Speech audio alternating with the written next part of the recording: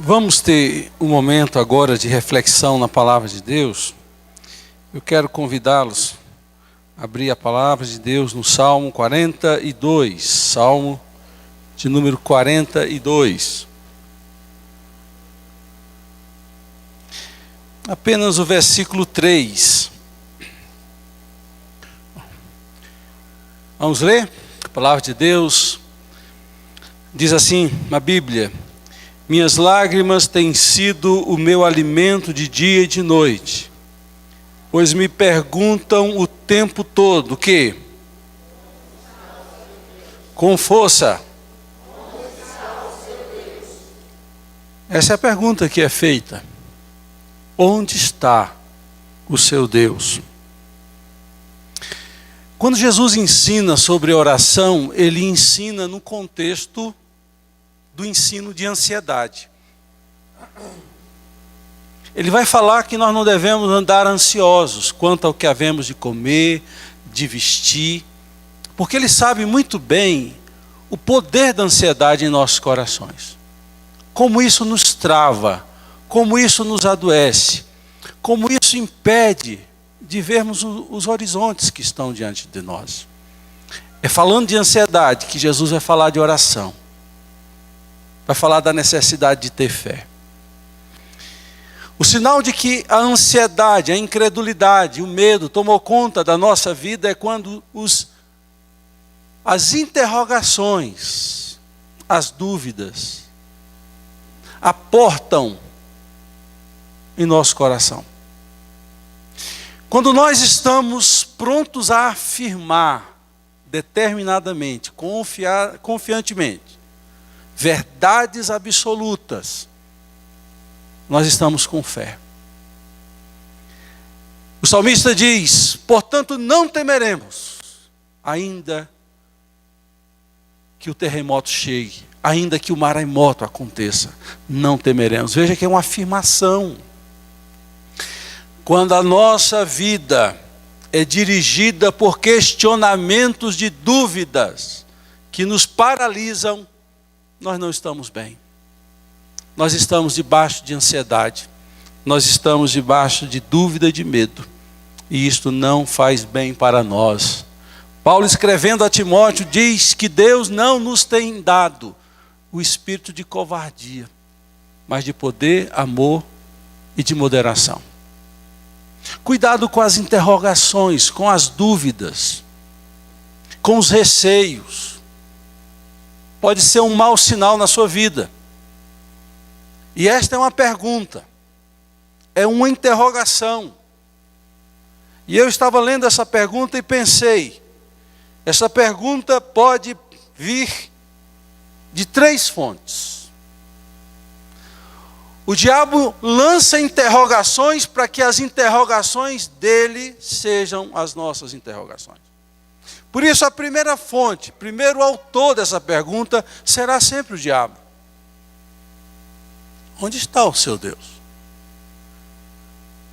Há momentos em que passamos por provas, lutas, momentos em que as coisas não são explicadas, pelo contrário, confusões e mais confusões mentais, relacionais, tantas confusões.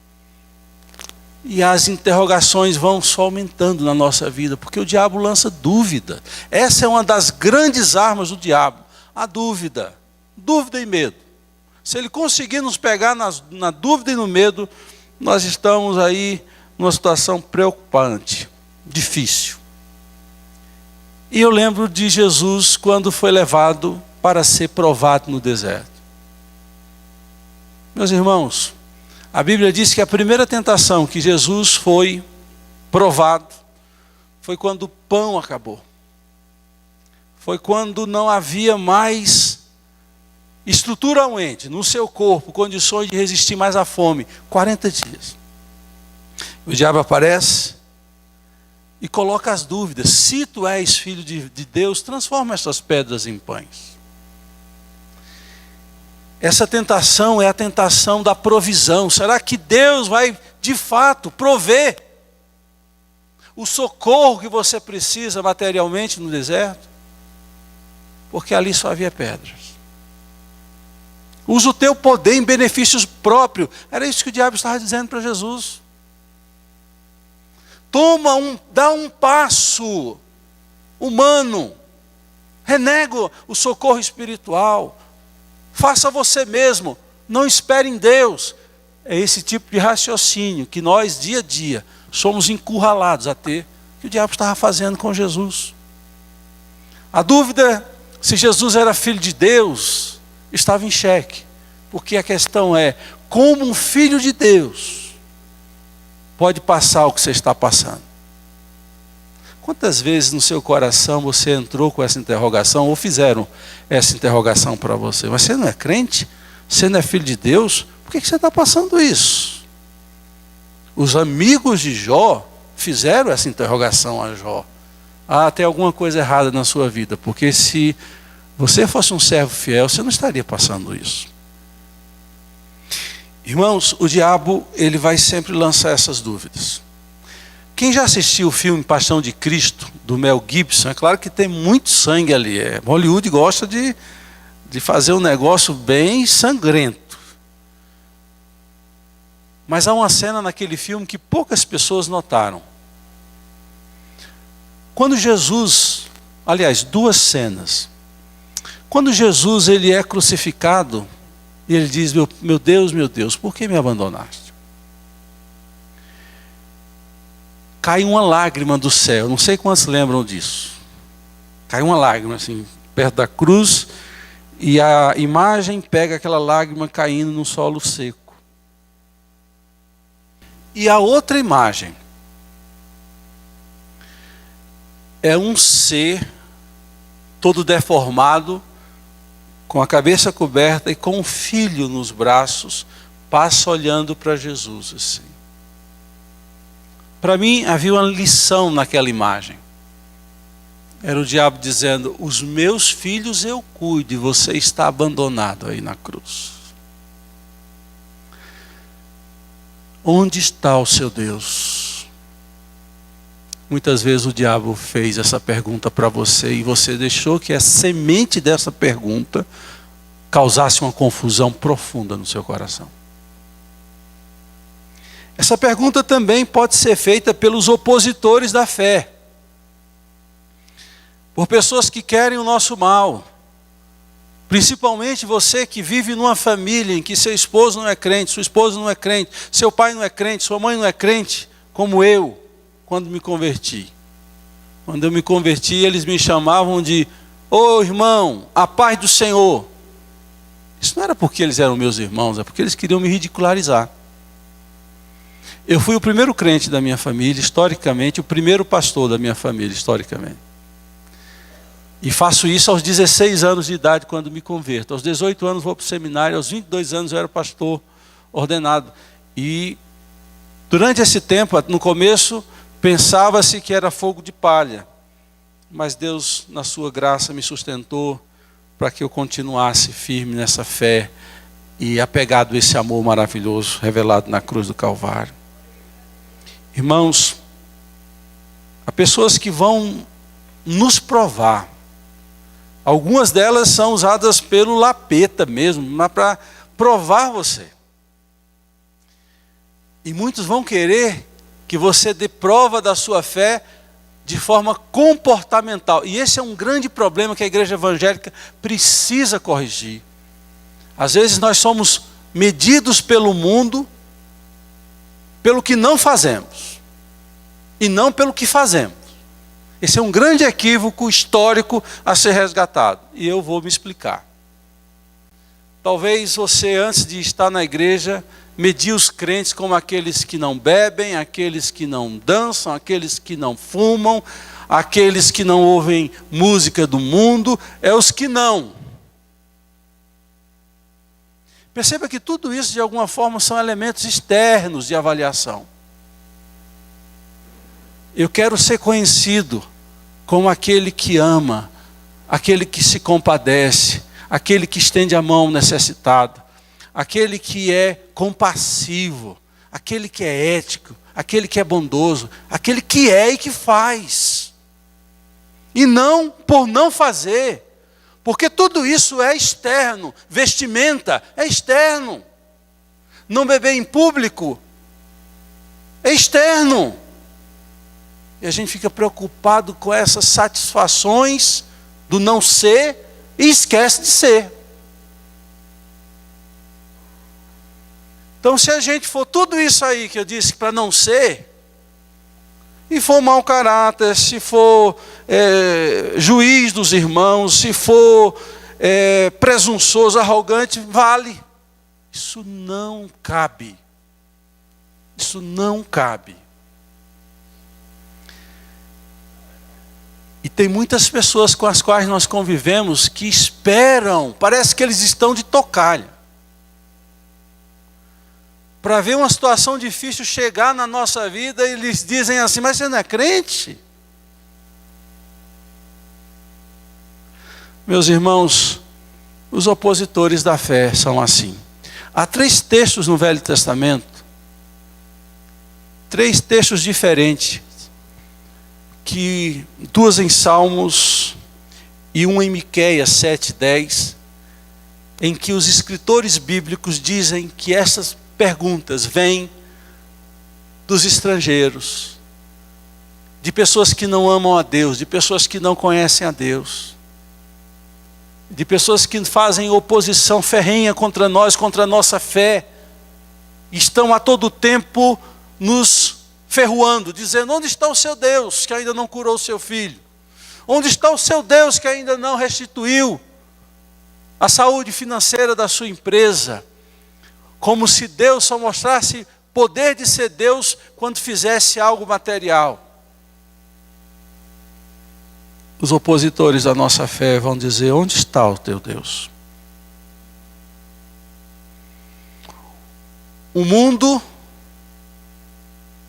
atrás de referência, também vai dizer: onde está o seu Deus? E aí está um problema. Esse terceiro ponto é mais preocupante do que os 2 primeiros pontos. Porque saber que o diabo vai fazer essa pergunta é alguém externo, que nos odeia, que quer o nosso mal, que está fazendo uma pergunta para mexer com a nossa fé. Alguém que se opõe a nós, que também não quer nosso bem, são pessoas, são homens, são mulheres. Fazem esse questionamento a nós também, isso nos incomoda, mas não é tão grave. O problema é quando pessoas que não têm referência de Deus, que procuram em nós uma referência de Deus e não acham, ficam perguntando: onde está o seu Deus que você diz crer?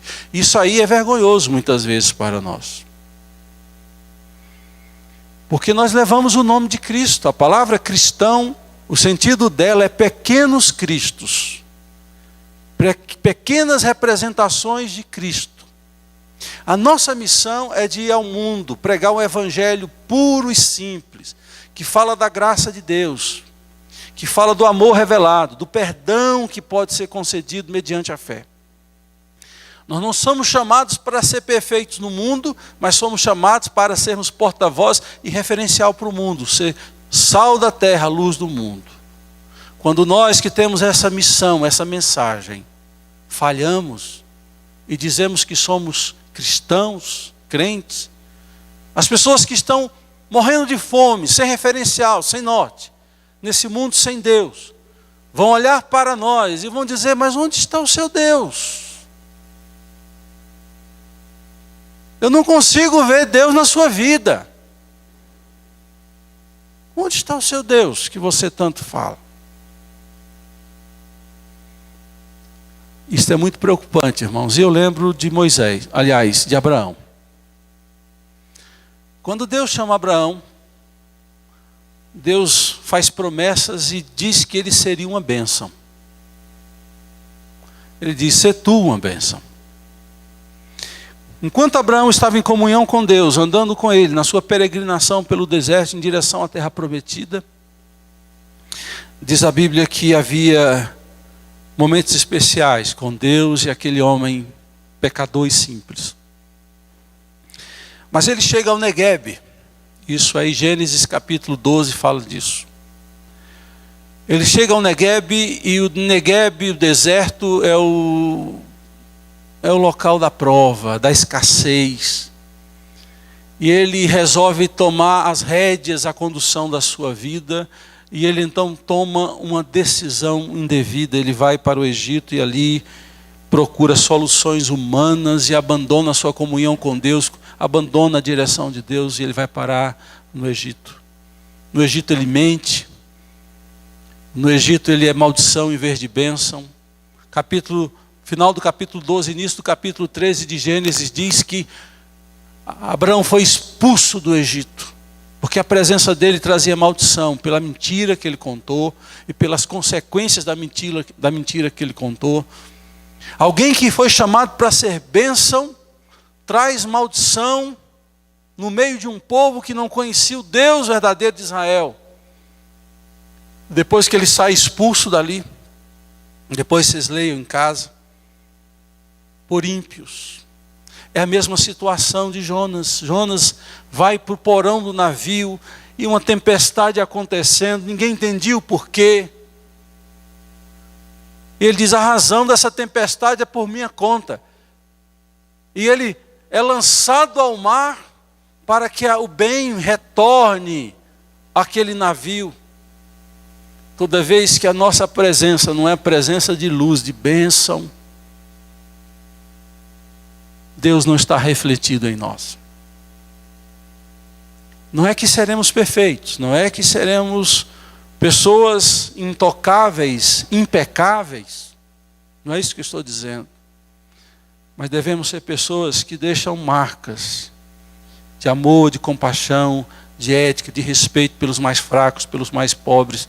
Quando a gente é assim, queridos, a gente deixa marca. E quando então alguém passa necessidade, vou procurar aquele crente que está ali na minha repartição pública. Aí você vai ser um referencial àqueles que estão no mundo atrás de referência. Pedro, quando fugiu, mesmo tendo dito: Senhor, ainda que todos te abandonem, eu jamais te abandonarei. Pedro é o primeiro a fugir, quando Jesus é preso. E ali, irmãos, ele está num grande conflito, porque ele foge, mas quer ficar perto. Jesus vai para a casa de Caifás, passa ali a noite. Pedro vai para o pátio da casa de Caifás, e ali ele se esquenta numa fogueira, e alguém diz: você é um deles, você é um seguidor de Jesus. Ele diz: eu não. É sim. Não, não sou. Ele nega o que ele é. Toda vez que nós não somos referência para um mundo que vive em solidão, em desespero, nós negamos o que somos e aquilo que Deus fez por nós em Cristo Jesus. As pessoas vão dizer: onde está o seu Deus?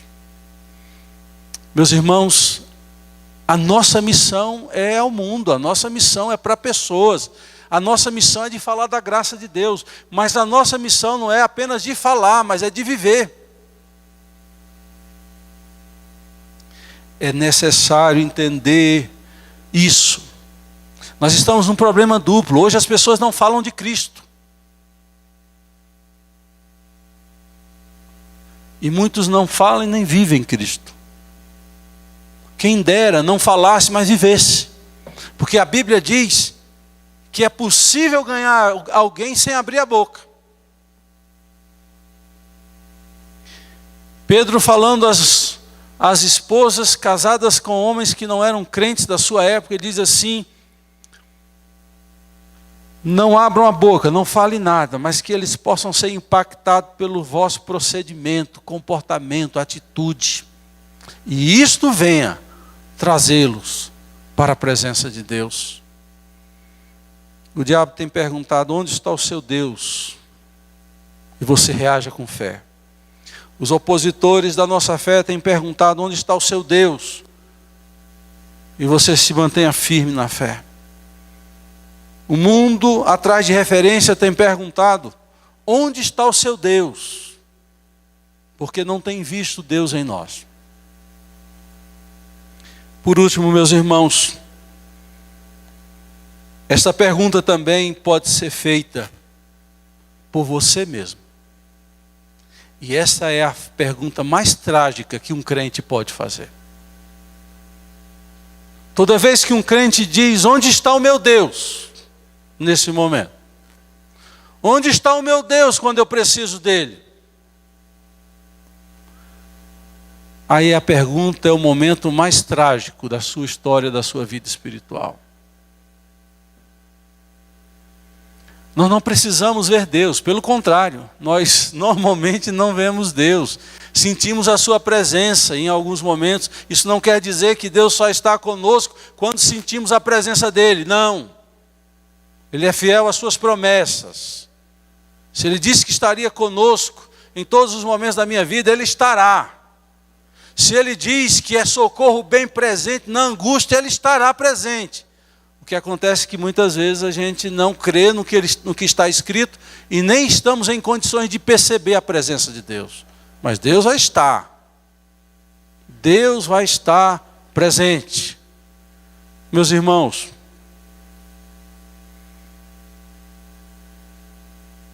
claro que em algum momento da vida um crente pode entrar numa revolta. Isso pode acontecer.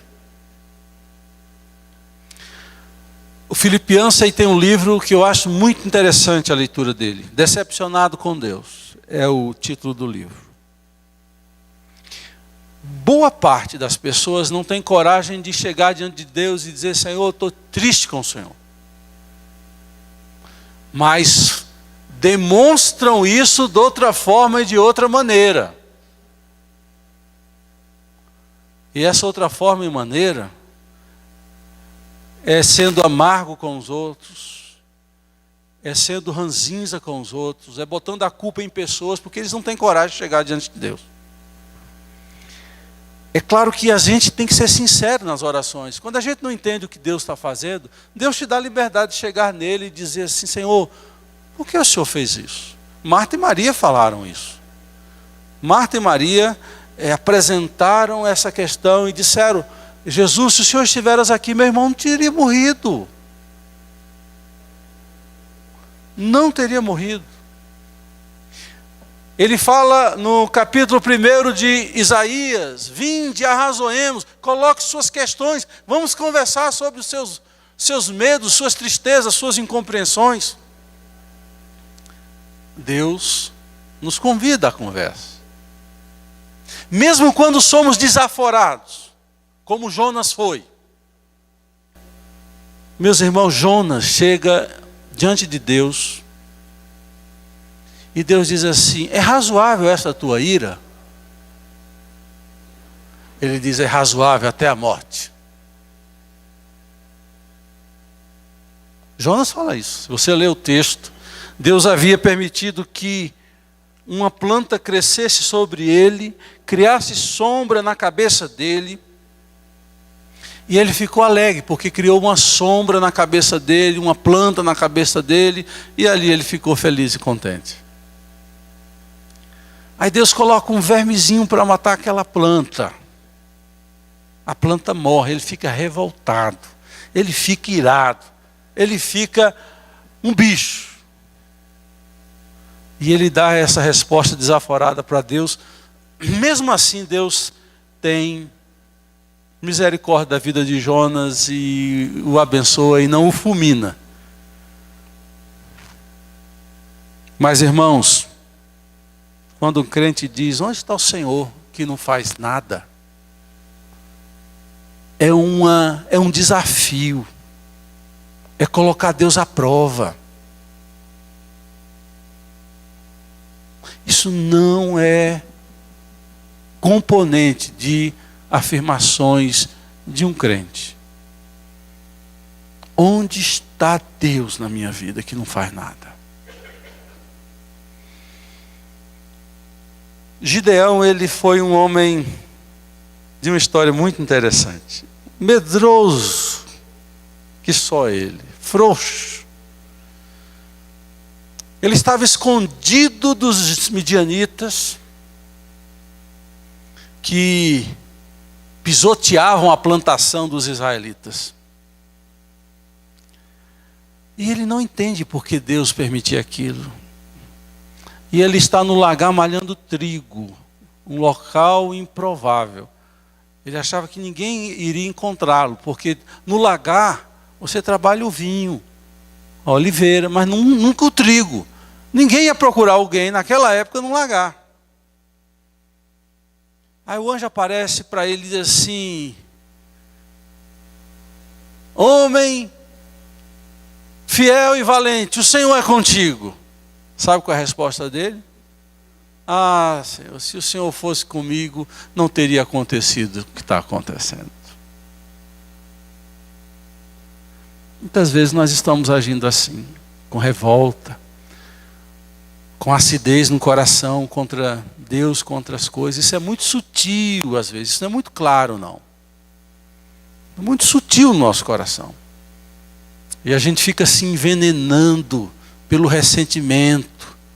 Aí aquela panela vai virando ódio, vai virando ressentimento. E a gente se torna pessoas, num linguajar muito popular, dizem intragáveis. Pessoas que são insuportáveis. Porque tem dentro delas um caldeirão de ressentimento e ódio. Porque elas não ouvem a pergunta, elas fazem a pergunta: onde está o meu Deus? Por 2 vezes, nas ocasiões em que aparece essa pergunta na Bíblia, eu falei que são 1, 2, 3, 4, 5. Salmo 115, 2 e 3. Porque perguntam as nações: onde está o Deus deles? Versículo 3 responde: o nosso Deus está nos céus e pode fazer tudo o que lhe agrada. Meus irmãos, quando o diabo perguntar onde está o seu Deus, diz: meu Deus está no céu, reinando, e vai fazer o que agrada a Ele na minha vida, e na hora certa o socorro virá.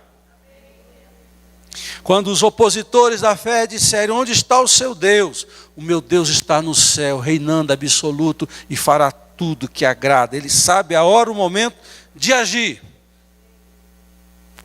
Meus irmãos, é hora de dar resposta, é hora de dar uma solução. Não é hora de fazer perguntas e viver com inquietação. Onde está o teu Deus? Você possa dizer, como Paulo disse aos Gálatas: não mais eu quem vive, mas Cristo vive em mim. E o viver que eu vivo na carne hoje, vivo por amor àquele que por mim morreu e ressuscitou. Nós temos que ter Cristo vivendo em nós. E essa é a razão. Esta é a resposta às perguntas que virão: onde está o seu Deus? O meu Deus está no céu. E tudo Ele faz como lhe agrada. Que o Senhor nos ensine hoje a não viver em cima de interrogações, mas viver em cima de afirmações.